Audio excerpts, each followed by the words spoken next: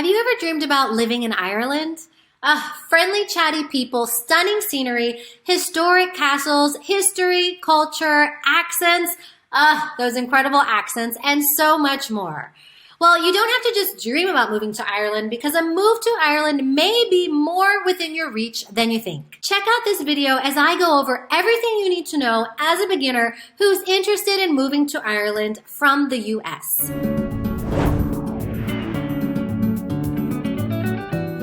Hello, if you're new here, my name is Cepee, rhymes with peppy, from shehitrefresh.com, and I help women age 30 and over break free from a life of routine to move abroad or travel the world long term.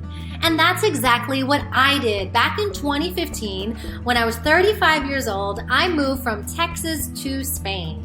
It's now been 7 years since that move, and I have to say, I am loving my life in Spain and don't see myself ever moving back. If you've stopped by this channel, you're probably interested in doing something quite similar. So first, I want to thank you for stopping by. On this channel, I talk about moving abroad, specifically for US citizens. I'd love to invite you to like this video, turn on notifications, and subscribe to my channel so that you don't miss out on any future move abroad content. Lots of Americans live in Ireland or want to move there, and not just for the love of the culture and history, but also due to family ties, work opportunities, and also its proximity to the rest of Europe. In this particular video, I'm going to talk about how you can move to Ireland, the cost of living, finding work, the best cities to live in, healthcare, getting citizenship, and a little bit more. But before we get into all that, I just want to give out my weekly shout out, and this week's shout out goes to Eve Torres 9, who commented on my video, How to Deal with Homesickness Abroad. Eve says, Hi Cepee, thank you for the tips. I just moved to Bilbao, and these will definitely come in handy when homesickness hits. Thank you so much, Eve, for commenting on my video. I really do hope that these tips help you. Homesickness is something that I don't think any of us can really run away from, so I'm hoping these tips will help you when times get tough. Now, if you're out there watching or interested in getting a shout out, all you gotta do is drop a comment or question down below, and you never know, you might be the next person that I select to give a shout out to. All right, without further ado, let's just dive in and go over everything you need to know about moving to Ireland from the US. The most important and first question that we have here is, can Americans move to Ireland? The answer is yes, but if you're not an Irish citizen, you're going to need a visa to move there. So your main options when it comes to visas are a company-sponsored work visa, a student visa, working holiday visa, or a retirement visa. Okay, so let me give you a little information about each of these options. The first one is the company-sponsored work visa. So like I've always say, if you've watched any of my videos, getting a company to sponsor you as a US citizen in Europe is very difficult, to almost impossible, but it's not impossible. So just keep that in mind. But why it's difficult is often a company has to prove that there's no one within the country that has the skills to do the job that they're trying to fill. So not only is that very difficult, but even if you do have the skills, it is very timely and can be costly for a company to sponsor you. So they would prefer not to do that. But if you are a highly skilled individual, you may be able to qualify for Ireland's critical skills employment permit. So this is often for people who have a tech background, engineers, and the likes. If you don't have a specialized skill, you may want to look at Ireland's working holiday visa.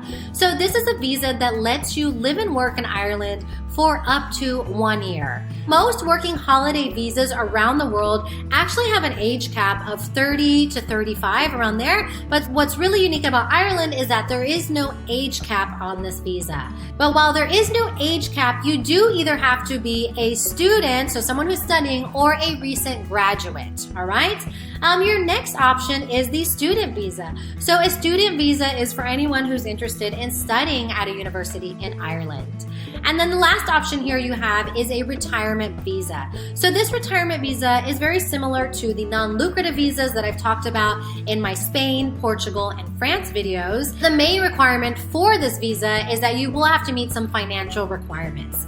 Now, if you'd like more information on all of these visas, more information about the requirements and more in-depth information, not only about Ireland and Ireland's visa, but all the visas that are viable options to live in Europe, please check out my digital digital book, I'm Outta Here, an American's ultimate visa guide to living in Europe, where I go over the 18 easiest countries to move to in Europe based on viable visa options, and you'll find over 50 viable visa options and all of the information about them in my digital book. The link is below. Grab your copy today.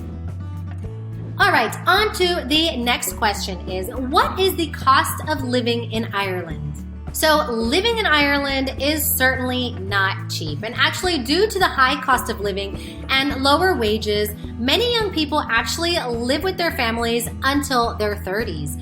So it's also important to keep in mind that there is a lack of housing that has forced rent prices to skyrocket throughout the country. I know a lot of people have their eyes set on Dublin, and if you're thinking of moving to Dublin, just keep in mind that it is actually one of the most expensive cities in Europe. And just to give you an idea, the average cost for a one-bedroom apartment is going to run you about $2,000 per month.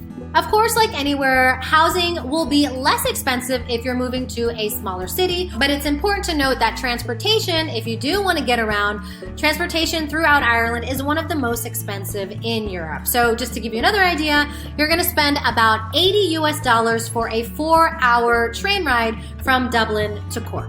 And prices for everyday items, eating out, going to have a coffee, all of that might be on par or even a little bit more expensive than parts of the US. So Ireland definitely is not cheap, so make sure you are aware of that before making your plans to move.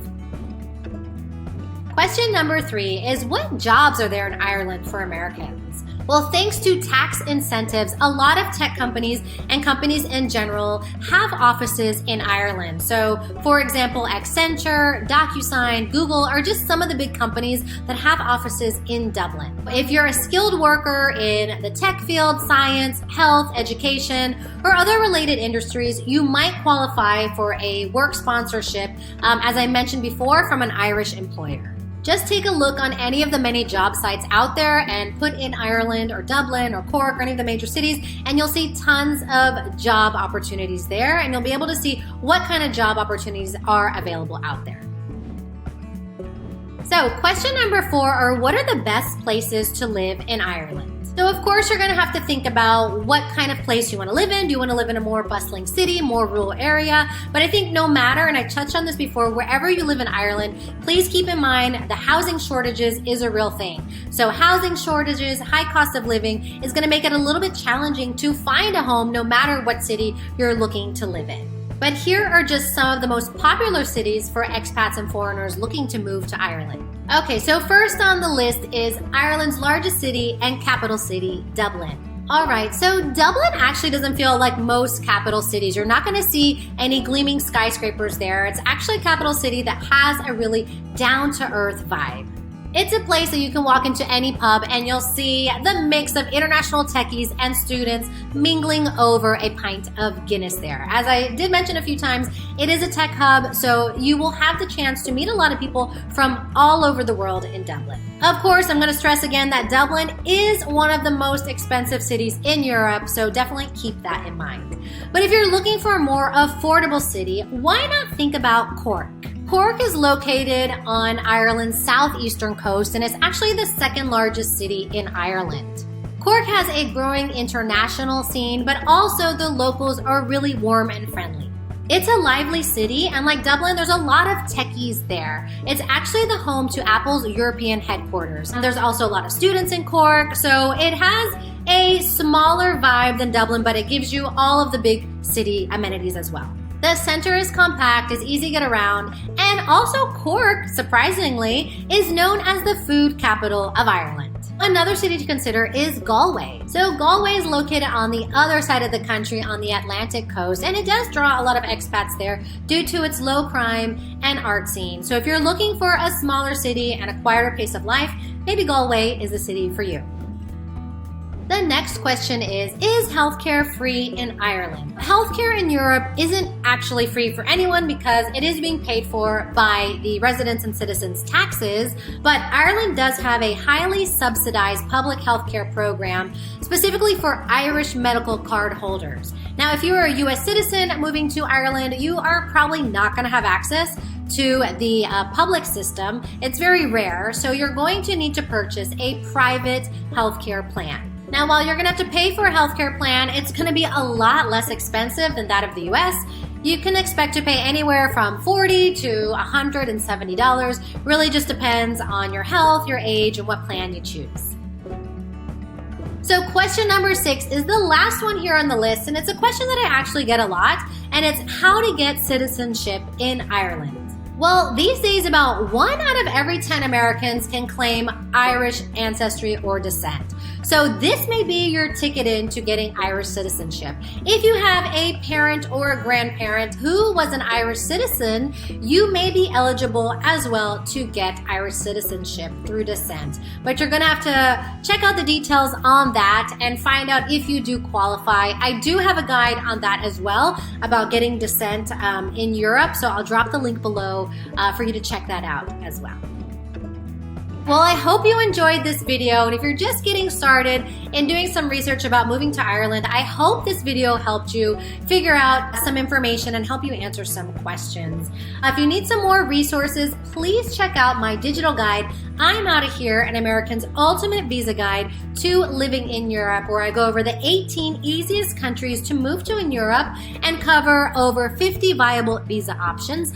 Ireland is in the book, and of course the visas that I mentioned in this video are in there with even more details on the requirements and how to apply for those. Of course, if you are a woman age 30 and over, please join my Facebook group, She Hit Refresh, where you will meet over 10,000 like-minded women. You'll find tons of information, resources, and support to help you with your own move abroad. And last but not least, if you enjoyed this video, please give me a like, turn on notifications, and subscribe to my channel so that you don't miss out on any future move abroad content.